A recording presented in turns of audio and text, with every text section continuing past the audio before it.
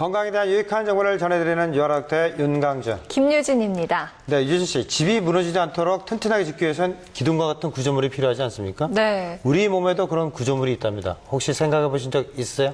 글쎄요. 머리부터 발끝까지 몸을 지탱해주는 튼튼한 기둥이라고 하면 바로 뼈 얘기하시는 거 맞죠? 네네. 우리 몸에는 206개의 뼈가 있다고 하더라고요. 네, 그렇습니다. 하지만 튼튼해야 할 뼈가 노화나 영양결핍, 다양한 질병 등으로 인해 약해지면서 골다공증으로 고생하는 분들이 많다고 합니다. 네, 노년기에도 활기찬 생활을 유지하기 위해선 무엇보다 뼈 건강을 지키는 것이 중요할 텐데요.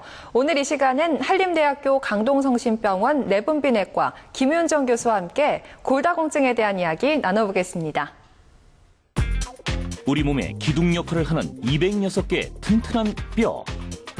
하지만 노화나 영양결핍 등 다양한 이유로 뼈가 약해지는 골다공증이 사람들을 위협하고 있다.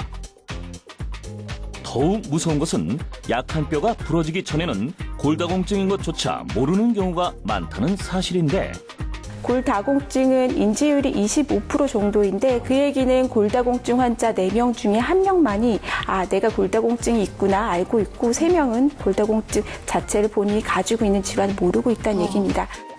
소리 없이 다가오는 골다공증. 늦기 전에 예방하는 방법은 무엇일까? 골다공증의 모든 것에 대해 지금부터 살펴봅니다. 안녕하세요, 교수님. 네, 안녕하세요. 네, 교수님, 골다공증 하면은 흔히들 알기에는 뼈에 구멍이 숭숭숭 나 있다, 이렇게만 알고 있는데, 실제로 골다공증이라는 것이 어떤 질환인지 설명 좀 부탁드릴까요? 네, 골다공증이라고 하는 것은 뼈의 강도가 약해져서 부러지기 쉬운 상태가 되는 것을 이제 골다공증이라고 얘기를 합니다.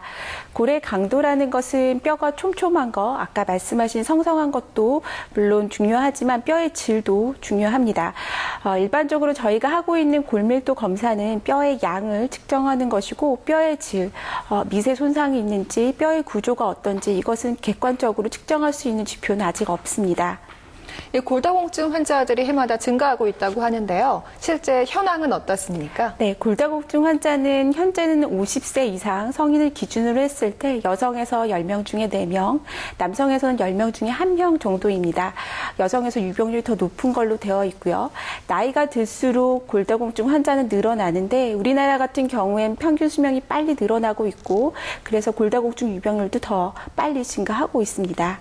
네, 교수님, 사실은 골다공증 하면은 대부분 여성들의 전유물이 아닌가 이렇게 생각되는데, 네. 교수님 말씀 듣고 보니까 10명 중에 1명이 남성들이다. 그러는데 네. 사실 그렇습니까? 네, 그 전체 골다공증 환자의 5분의 1 정도는 남성분입니다.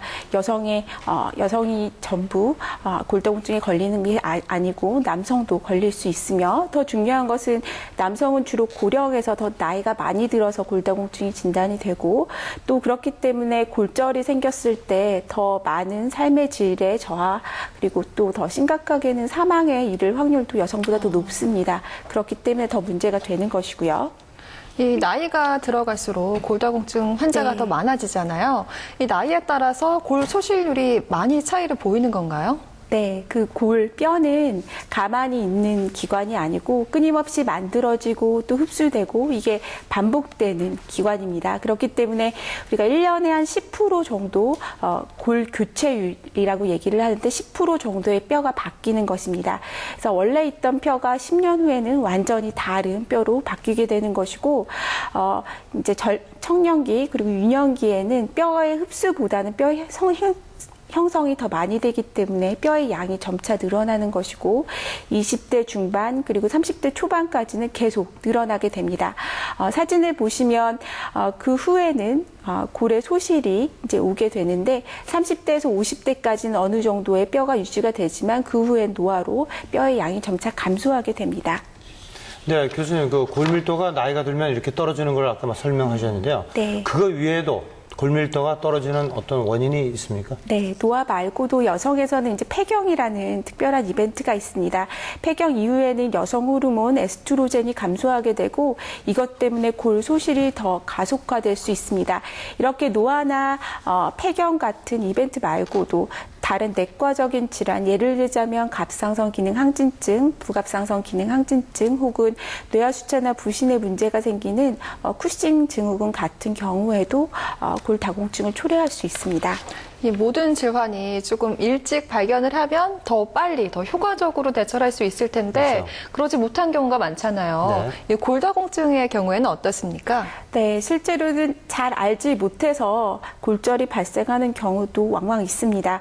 얼마 전에 제가 진료했던 환자는 30대 초반의 남성분이었는데 특별히 뭐 아파 보이거나 다른 내과적인 질환도 없었고 복용하는 약물도 없었습니다. 근데 환자분은 직장 검진을 했는데 골다공증이 있다고 해서 약과는 당황하셔서 외래로 오셨고 검사해보니 다른 내과적인 질환이 없었지만 비타민 D 부족이 상당히 심한 상태였습니다. 그래서 비타민 D와 칼슘 제제를 복용하고 야외 활동 권유해 드렸고 그 후에는 추적한 골밀도 검사가 약간 좋아지는 소견을 보였습니다. 골다공증은 인지율이 매우 낮은 질환입니다. 인지율이라고 우리가 얘기를 하는 것은 어떤 질환이 있을 때 그 질환이 있는 것을 본인이 알고 있는 확률이라고 생각하시면 됩니다. 골다공증은 인지율이 25% 정도인데 그 얘기는 골다공증 환자 4명 중에 1명만이 내가 골다공증이 있구나 알고 있고 3명은 골다공증 자체를 본인이 가지고 있는 질환을 모르고 있다는 얘기입니다. 네. 다른 만성질환 우리가 흔히 알고 있는 당뇨병이나 고혈압에 비해서도 골다공증은 굉장히 낮은 인지율을 보이고 있습니다. 네, 저도 환자들 수술을 하다 보면 간혹 골다공증이 너무 심해 수술 후 회복이 늦거나 심지어는 수술이 불가능한 환자도 간혹 만나게 보게 되는데요. 뼈 건강은 여러 번 강조해도 지나치지 않는 것 같습니다. 네, 정말 중요한 인체의 구조물이니만큼 건강할 때 지키는 것이 중요할 것 같은데요. 과연 생활 속에 어떤 습관들이 골다공증을 부르는지 화면으로 담아봤습니다. 함께 만나보시죠.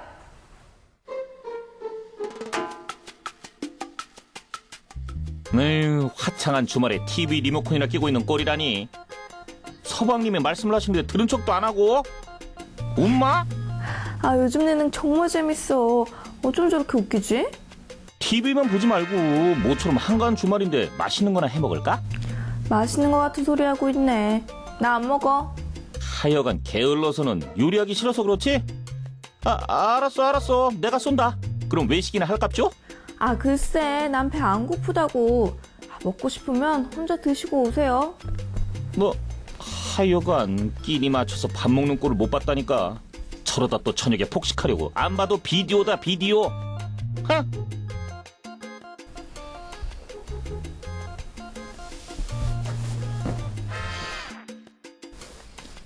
이봐 딱 걸렸어. 배꼽시계 울리고 난리 났구만. 어때? 삼겹살에 된장찌개 콜? 진짜 왜 그래? 나 간헐적 단식 중이라고. 도와주진 못할 망정. 자꾸 이럴 거야? 뭐? 간헐적 단식? 식사도 제때 안 하면서 단식까지 한다고? 그러다가 정말 큰일 나. 식사를 거르거나 불규칙하게 식사를 한다. 엄마 세상에 뭘 몰라도 한참 모르시네. 요즘 길거리 흡연 단속하시는 것도 모르시나 봐. 게다가 낮술까지 아주 용감무쌍하신데. 어제 너무 달렸나? 속이 아직도 쓰리네. 눈에는 눈, 이에는 이. 술에는 술. 속 쓰리다면서 또 술? 그것도 낮술? 여보세요? 그래 오랜만이다. 오늘 저녁에? 나 당연히 콜이지. 우리 앞에 처갓집 갔어. 하여간 남자들이란 와이프가 집 비운 게 저리도 좋을꼬. 얼굴이 아주 폈어. 야 그래. 이제 코가 삐뚤어지도록 한번 마셔보자고. 그렇지? 알겠어. 생각할게. 어이구 저 철딱서니. 아이고 이게 누구야? 이번 주말에? 그래 시원하게 한번 말아보자. 설마 또 술 약속? 그래 알았어 주말에 보자. 이놈의 인기란. 인기 좋아하시네. 오늘은 우성이랑 내일은 정재랑 주말엔 동건이랑. 그렇게 마셔대다가는 속이 남아나질 않겠소. 벌써부터 가슴 설레는 술 약속들. 담배를 달고 살고 매일매일 술을 마신다.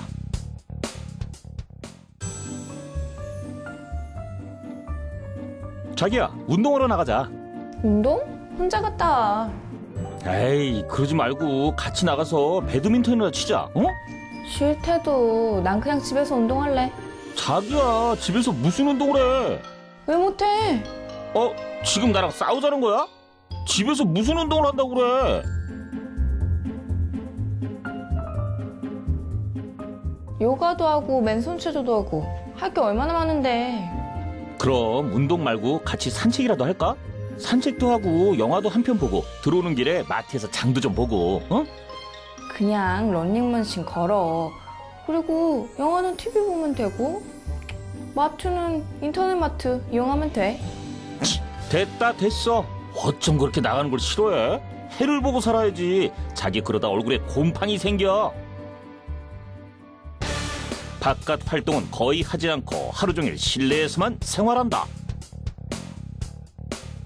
간헐적 단식과 불규칙한 식사에 술과 담배는 달고 살고 바깥 생활은 거의 하지 않는 생활 습관들. 과연 이대로 지속해도 괜찮을까?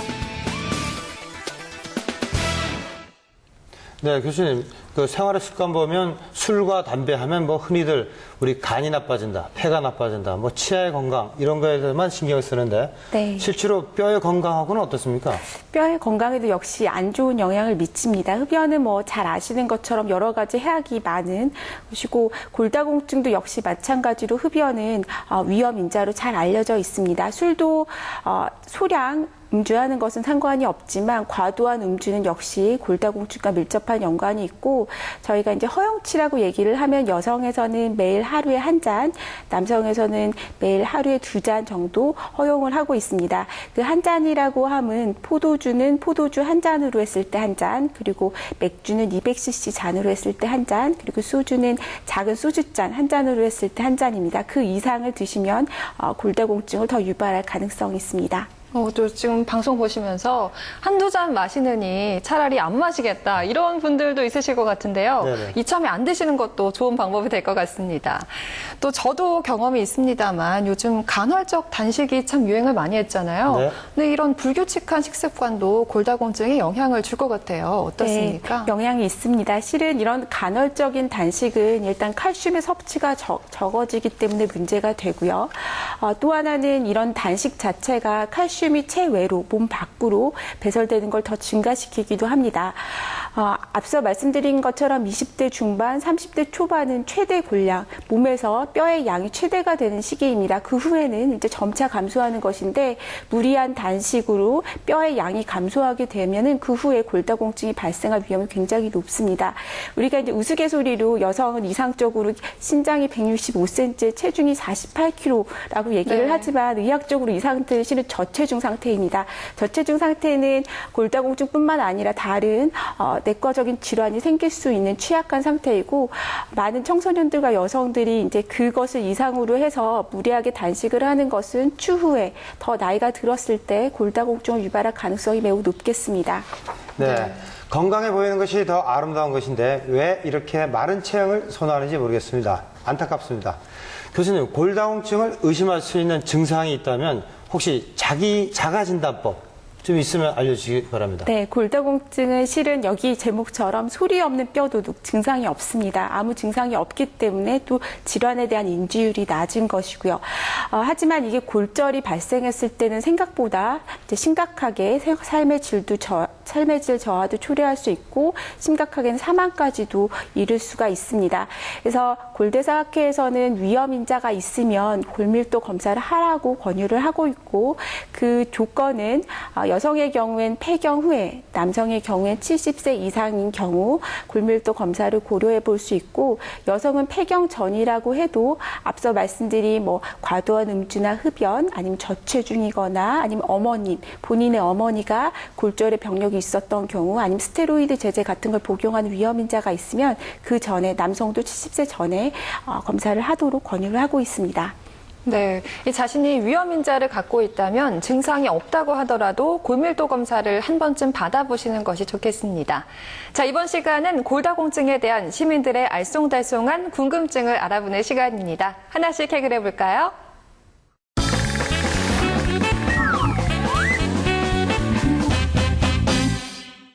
제가 아시는 분이 칼슘제를 복용하고 계시는데 평소 권장량보다 2배는 더 많이 드시는 것 같아요. 괜찮은 걸까요?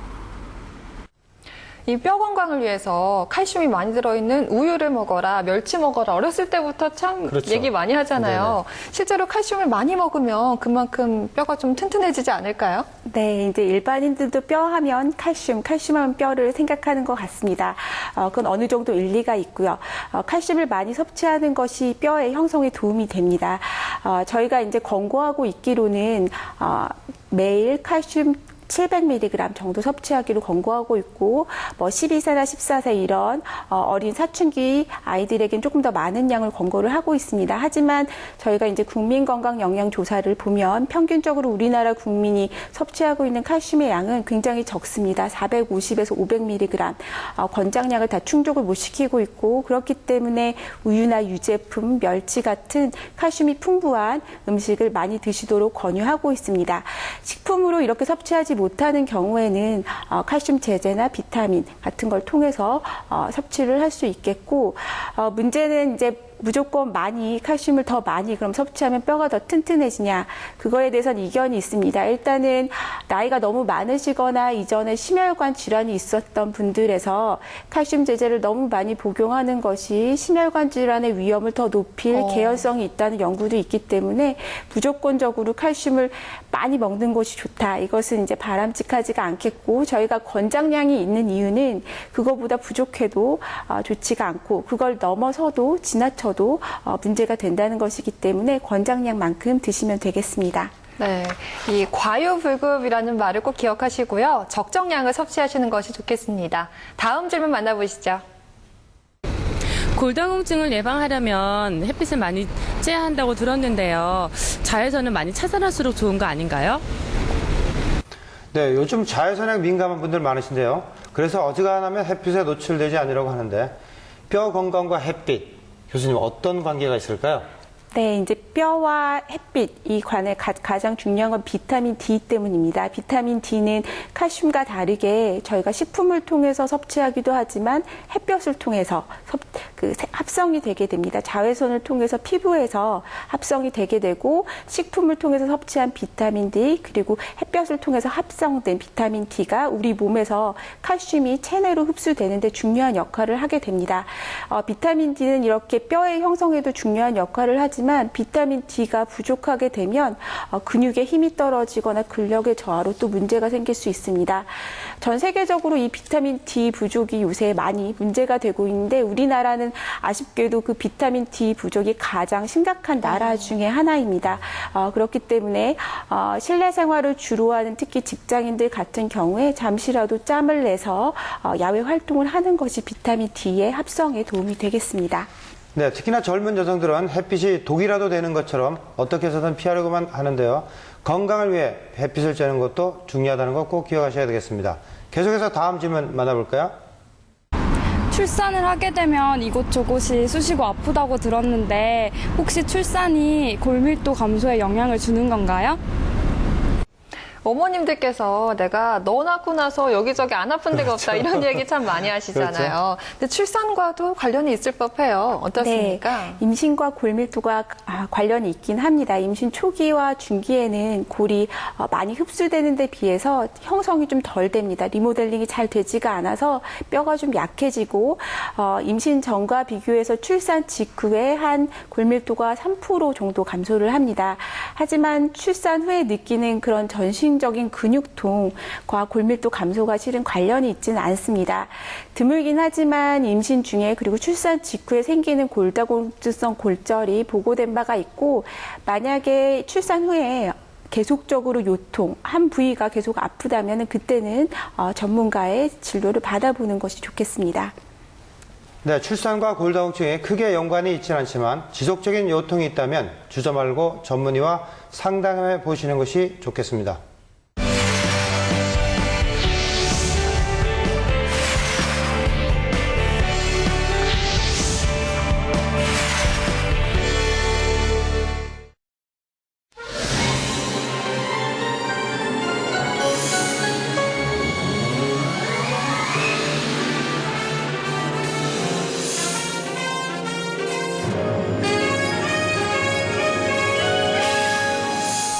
30회에 등장했던 수학자들을 연도별로 만나보고 수학자와 수에 얽힌 재밌는 이야기를 풀어보도록 하겠습니다.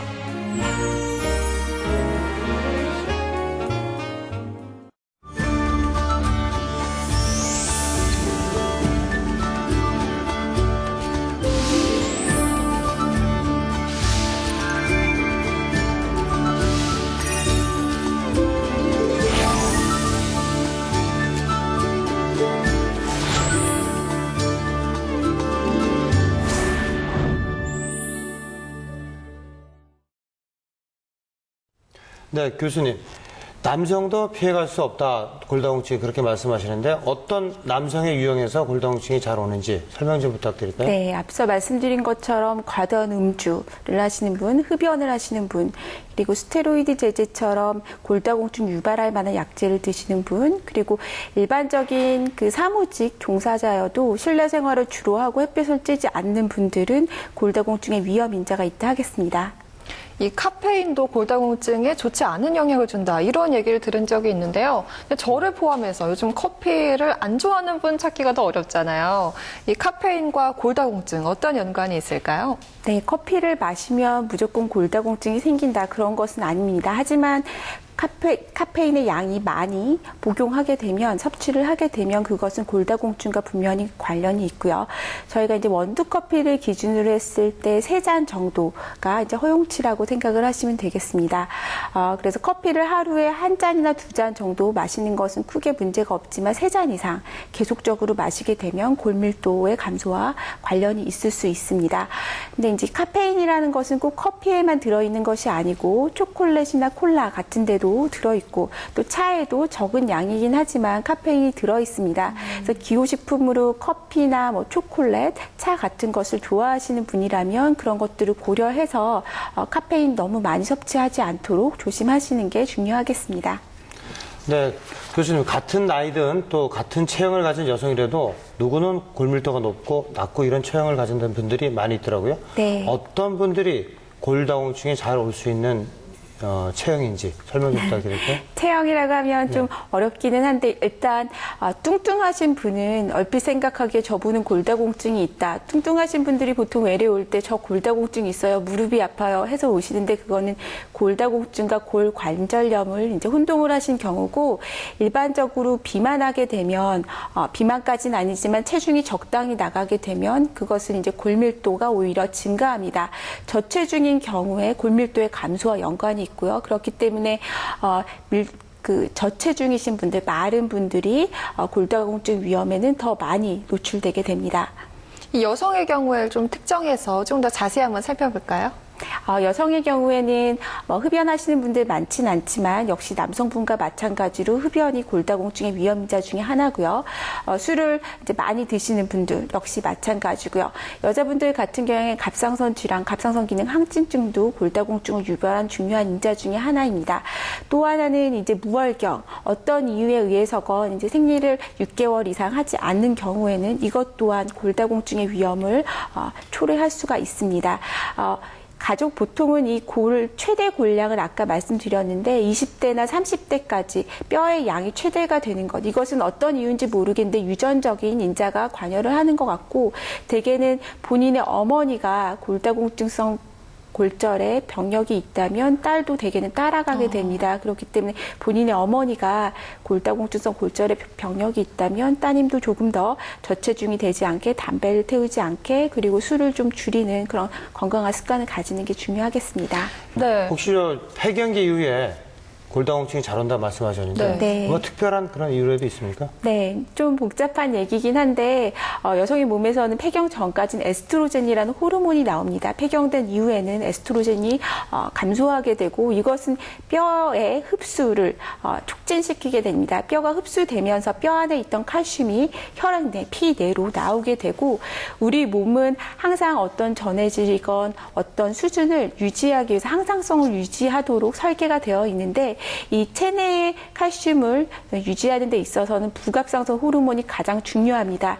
이렇게 골의 흡수가 촉진이 되고 뼈 안에 있는 칼슘이 혈액 속으로 쏟아져 나오게 되면은 부갑상선은 이거를 몸 안에 칼슘이 많아진 상태로 감지를 해서 오히려 칼슘의 흡수를 더디게 합니다. 그렇기 때문에 골다공증이 더 가속화되는 것이고 여성에서는 그렇기 때문에 폐경 이후에 5년간 아주 급격한 골밀도의 감소가 있게 됩니다. 이 질병의 치료를 위해서 복용하는 약이라고 할지라도 장기에 복용했을 경우에 이 골다공증을 유발할 수 있는 약이 있다 이런 얘기가 있더라고요. 네. 어떤 약을 조심해야 할까요? 네, 부신피질 호르몬 이제 스테로이드라고 하는 약제가 있습니다. 이것은 부디 뭐 한과에서 쓰는 거는 아니고 항염증성 작용이 있기 때문에 여러 과에서 쓸 수 있고 피부과에서도 쓸 수 있고 아니면 뭐 정형외과에서 스테로이드를 주사하는 경우도 있고 이제 여러 분야에서 쓰이고 있습니다. 하지만 이 약제를 과도하게 장기간 복용하거나 주사를 맞게 되면 이거 역시 골다공증을 초래할 수 있습니다. 그 밖에도 항암 치료를 장기간 받았거나 항경련제, 실은 어떤 항응고제도 이런 골다공증을 유발할 수 있습니다. 갑상선 호르몬도 이제 최근에는 갑상선 기능 저하증으로 갑상선 호르몬을 드시는 분도 있고 아니면 갑상선 암 수술 후에 재발 억제 목적으로 갑상선 호르몬을 드시고 있는 경우도 있는데 갑상선 암 수술 후 드시는 이제 갑상선 호르몬의 양은 저희가 갑상선 기능 저하증보다 조금 더 많이 드리게 됩니다. 그렇기 때문에 그렇지만 너무 과도하게 갑상선 호르몬을 복용하게 되면 그거 역시 골다공증을 유발할 수 있기 때문에 용량에 대해서는 전문의와 상의해서 결정하는 것이 좋겠습니다. 네, 질병관리본부 조사에 따르면 국내 골다공증 치료율은 10.8%로 골다공증 환자 10명 중 1명만이 진단 후 적절한 치료를 받았다고 하는데요. 참 심각하다고 생각합니다. 네, 자신의 뼈 건강에 관심을 갖고 문제가 있다면 적극적으로 대처를 해야 할 텐데요. 과연 골다공증은 어떤 과정을 통해 진단하고 해결할 수 있는지 그 과정을 함께 만나보시죠. 허리, 무릎, 이곳저곳 부러지고 나서야 비로소 그 존재를 알게 되는 무서운 골다공증.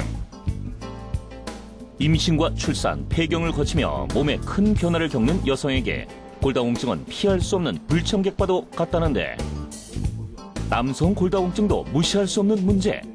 4년간 2배 이상 증가한 남성 환자 수는 골다공증이 성별을 넘어 모두가 경계해야 할 질환임을 보여주고 있다.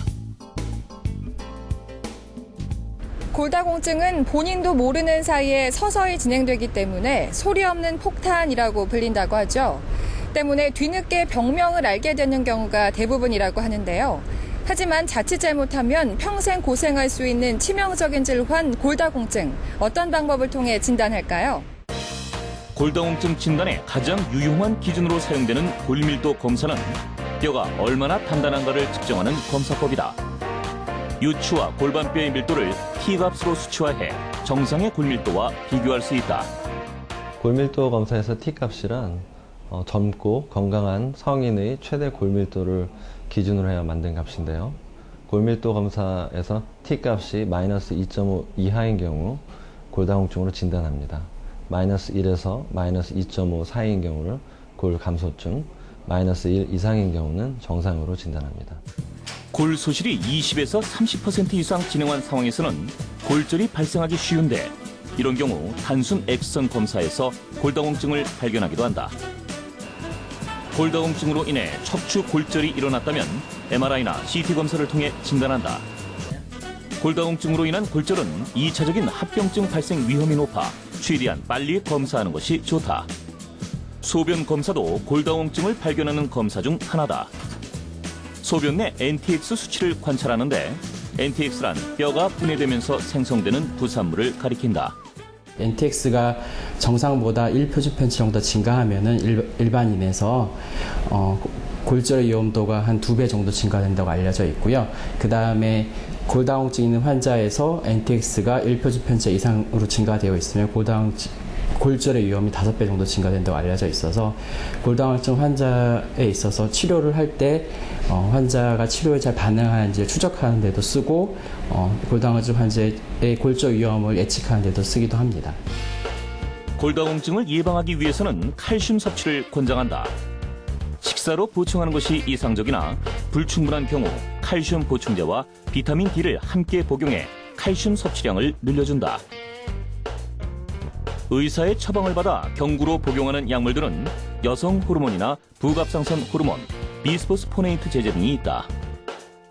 비스포스포네이트 제제는 음식물이나 음료수와 같이 복용하면 흡수가 저하되기 때문에 아침 공복 시 식전 30분 전에 물 200cc 정도와 함께 복용하셔야 하고요. 복용 후에는 눕거나 기대시면 안 됩니다.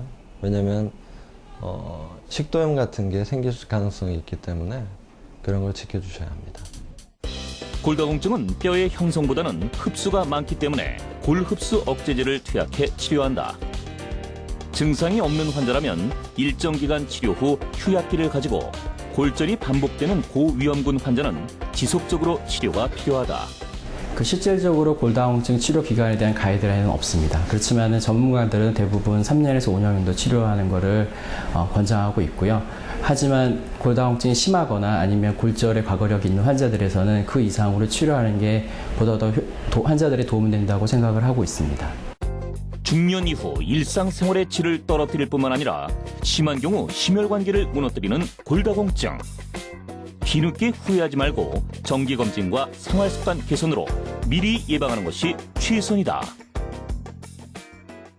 네, 골다공증 치료약을 장기 복용하면 안 된다. 또 부작용이 많다. 이렇게 말씀하시는 분들이 많은데요. 교수님, 그분들에게는 어떠한 말씀을 해주실 수 있습니까?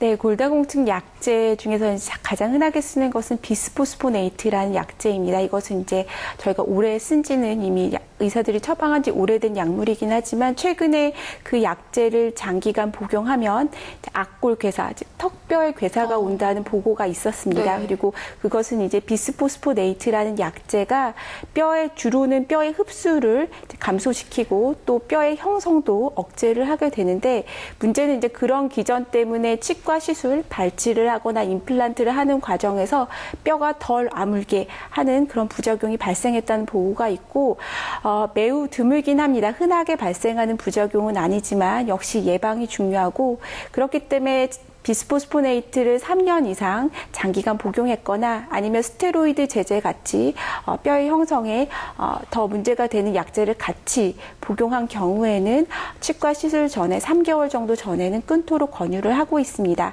하지만 이제 환자분의 상태에 따라서 다르기 때문에 이런 침습적인 치과 시술, 발치나 임플란트 같은 것이 필요한 경우에는 치과 전문의 그리고 내과 전문의와 같이 상의해서 복용하고 있는 골다공증 약제를 어떻게 할지 결정하는 것이 좋겠습니다.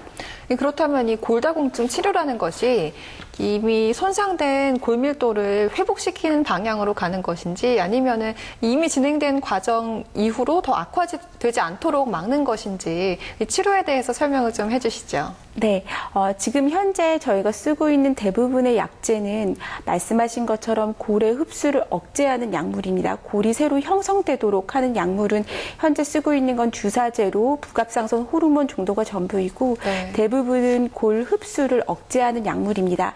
자연스럽게 노화의 과정이 이제 골의 형성보다는 골의 소실이 많아지기 때문에 그걸 억제하는 약물이 대부분이고 그렇기 때문에 뼈가 튼튼해지는 골밀도가 많이 증가하지는 않고 최근에는 하지만 여러 가지 약물이 연구가 되고 있고 골의 합성에 어느 정도 기여할 수 있는 약물도 개발될 것이라고 생각이 됩니다. 네, 모든 병이 그렇지만 교수님, 환자 중에서 자기가 골다공증이 있는데 꼭 치료받아야 할까? 그렇게 방치하는 사람들이 있는데 네. 그런 경우에 어떤 일이 벌어지는지 한번 경각심 좀 일으켜 주십시오. 네, 소리 없는 뼈도둑 제가 그 제목을 보고 참 제목을 잘 지었다고 생각을 했습니다. 이 골다공증이라는 것은 증상이 없고 그렇기 때문에 골절이 발생하기 전까지는 본인이 골다공증이 있는지 없는지 관심을 가진 사람이 아니면 모를 수 있습니다. 네. 골절은 그냥 뼈가 부러지는 것인가 이렇게 생각할 수 있지만 골절 이후의 삶은 굉장히 달라지게 됩니다. 우리나라 보고를 보면 50대 이상에서 발생한 골절에서 골절 이후의 절반 이상의 환자는 그 이전에 일상적인 삶을 영위를 할 수가 없고 특히 70대 이상 고령의 환자에서 특히 골절이 발생한 경우에는 거의 대부분 일상적인 생활을 영위할 수가 없습니다. 또 척추 골절도 문제지만 이제 고령에서 발생되는 고관절 골절 같은 경우에는 절반 이상의 환자에서 일상생활을 하는데 다른 사람의 도움을 받아야 되고 심지어는 1년 내에 고관절 발생 후 1년 내에 사망할 가능성이 20%에 이를 정도로 매우 생각보다 무서운 질환입니다. 그렇기 때문에 본인이 골다공증 의심이 되면 좀 적극적으로 검사하는 것이 필요하겠습니다. 네, 이 치료법이 있는데 방치하는 것만큼 어리석은 행동도 없겠죠. 이번 주에는 건강에 도움이 되는 어떤 정보가 기다리고 있을까요? 함께 만나보시죠.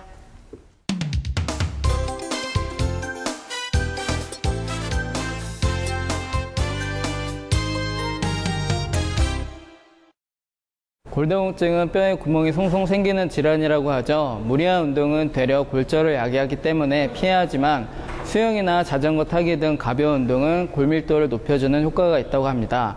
오늘은 쉽게 따라할 수 있는 몇 가지 운동 방법을 알려드리겠습니다. 이 동작을 위해서 먼저 의자를 준비해 주세요. 허리를 세우고 편안하게 앉은 상태에서 한쪽 무릎을 굽히고 통증이 느껴지는 쪽 다리는 허벅지에 힘을 주면서 쫙 펴주세요. 굽은 다리는 금물. 다리를 일자로 곧게 펴줘야 운동 효과를 높일 수 있답니다. 허리부터 발끝까지 긴장을 풀지 말고 바른 자세를 유지해주세요. 10초 동안 힘을 줬다가 천천히 다리를 내리면서 힘을 빼주세요.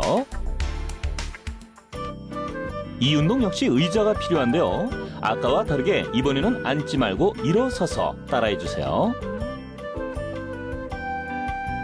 아픈 쪽 다리를 90도가 되도록 힘을 줘서 뒤로 구부려줍니다. 이때도 마찬가지로 허리는 일자로. 구부정한 자세는 옳지 않아요.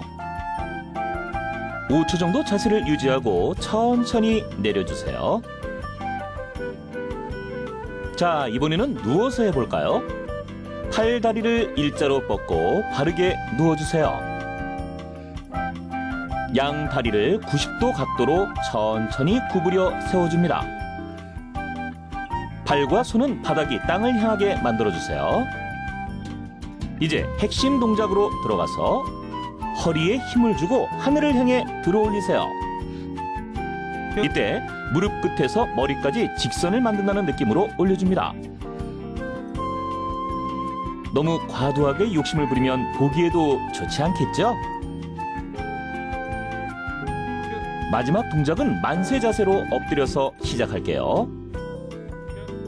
왼쪽 다리와 오른쪽 팔을 동시에 위로 들어올립니다. 팔다리가 구부정하지 않고 꼿꼿하게 펴진 것 보이시죠? 몸통은 전혀 움직이지 않고 팔다리만 움직이는 것이 포인트. 5초간 유지한 다음 위치를 바꿔주세요.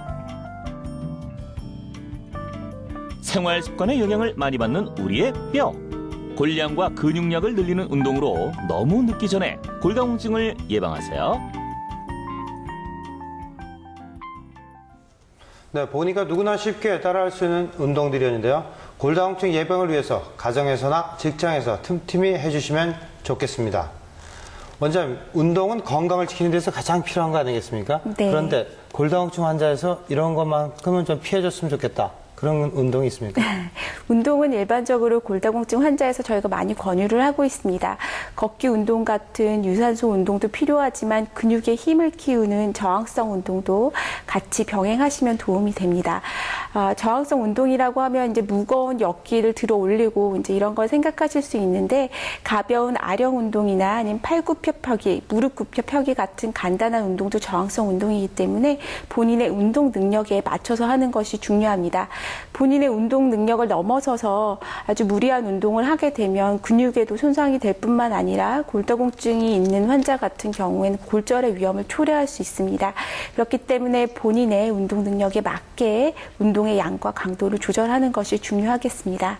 이 운동만큼 중요한 게 또 먹는 거잖아요. 그렇죠. 어떤 음식을 먹으면 좀 예방을 하는데 도움을 받을 수 있을까요? 네, 앞서 말씀드린 것처럼 칼슘의 섭취가 적은 편입니다. 우리나라는. 그래서 칼슘이 풍부한 음식, 우유나 유제품, 멸치 같은 걸 하루에 2번 정도는 꼭 드시는 것이 좋겠고, 생선에는 비타민 D, 특히 대구 간류나 연어, 그리고 고등어 같은 데는 비타민 D가 많이 있습니다. 이런 생선류를 일주일에 2번 정도는 드시는 것이 도움이 되겠습니다.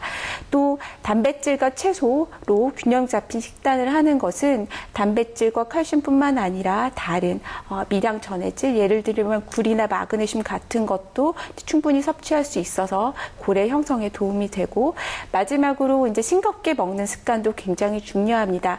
물론 소금을 많이 먹게 되면 고혈압 같은 질환도 유발할 수 있지만, 골다공증에 있어서도 나트륨을 많이 먹게 되면 칼슘의 흡수가 더뎌지고 체외 배출이 많아지기 때문에 뼈의 건강에도 좋지가 않습니다.